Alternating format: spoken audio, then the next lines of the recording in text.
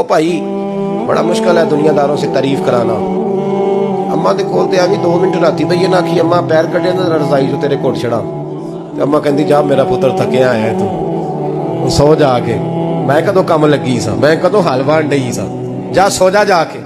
बस ये कार्रवाई है। तूने 2 मिनट के लिए कह दिया, सवेरे पूरे मोहल्ले में तेरी अम्मा कहेगी अल्लाह मेरे पुत्र वर्गा पुत्र सारिया नूं दे। राती आउंदा है ते मैनू घुट के सौंदा है, हालां घुटिया कोई नहीं सोया भी कार्रवाई पाई सो, लेकिन वो सबको बताती।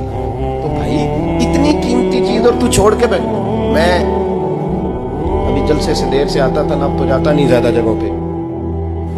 कोशिश करता हूँ कि चलो माहौल के मुताबिक, थोड़ा खुश्क आदमी हूँ तो हर जगह सेट नहीं हो पाता, इसलिए कम जाता हूँ।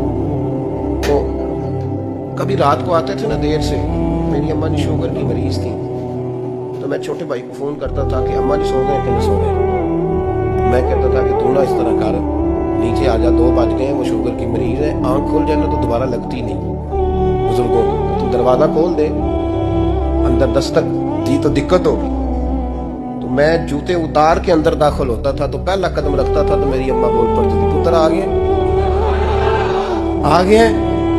ओ भाई तू इस दर्द को समझ, कोई तुझे मिलेगा, कोई मिलेगा तुझे ऐसा